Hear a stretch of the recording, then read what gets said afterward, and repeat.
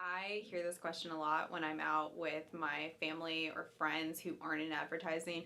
They tell people she's a strategist, and immediately people are like, that's so cool.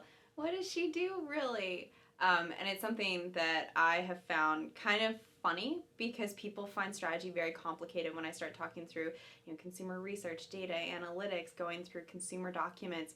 People are like, well, that sounds really complicated, but at the core of what I do is making everything simple. So I like to think of strategists as translators and negotiators who help close the gap between what our clients want, what our creatives want to do, and what is right for our consumer. And figuring out how do I balance all of those things to come down to something that is interesting, ownable, and actionable. Because ultimately that's what it has to be. It has to be something interesting that we can do something with that no one has done before.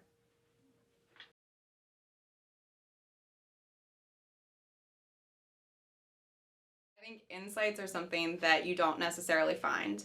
They present themselves to you, and I think a misperception is that you will be looking through data and you'll be listening to ethnographies, and all of a sudden this like magical moment of that's the insight will appear.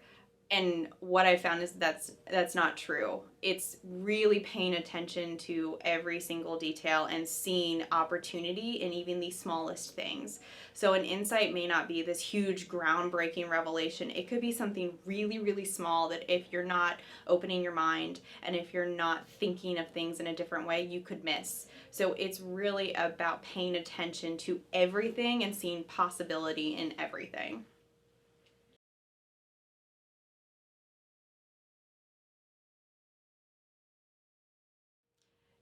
You have to have passion for the idea that you're presenting. So, first and foremost, if you are not jazzed about it and you don't sit there and think, this is amazing, I can't wait to tell people, no one else is going to be excited about it. It has to be something that you wake up and you're just like, oh, it's so good.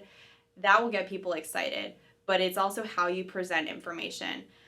Sometimes just putting it on a piece of paper, even if it's the smartest, most interesting strategy, if it's just presented on a piece of paper and thrown at people, they're not going to get excited by it. But if you tell them a story and you tell them something in a really interesting way, it's easier for them to get excited because you've made them part of an experience. Everything should be treated like an experience. And strategy is just as much a creative deliverable as a print campaign or a TV ad, and it should be treated like that. So putting time and putting energy into creating something that you are proud of and that you want to share will naturally translate to your teams.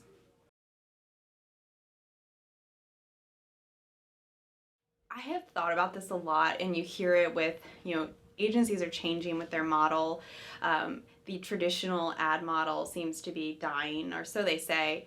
And I think advertising is going to move more towards we're not going to make ads anymore. It's going to be stories.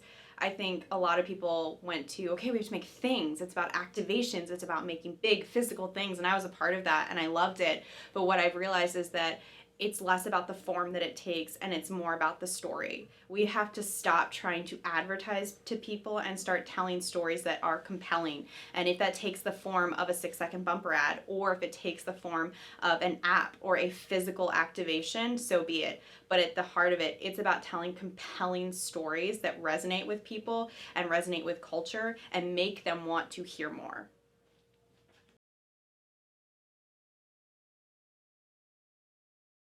I learned a lot at Brandcenter. I think the most important thing is that I know nothing.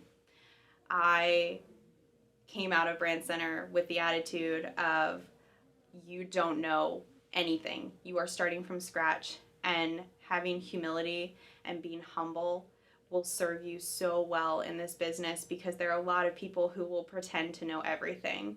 So coming fresh out of school and going to my agencies and saying, I don't know what I'm doing.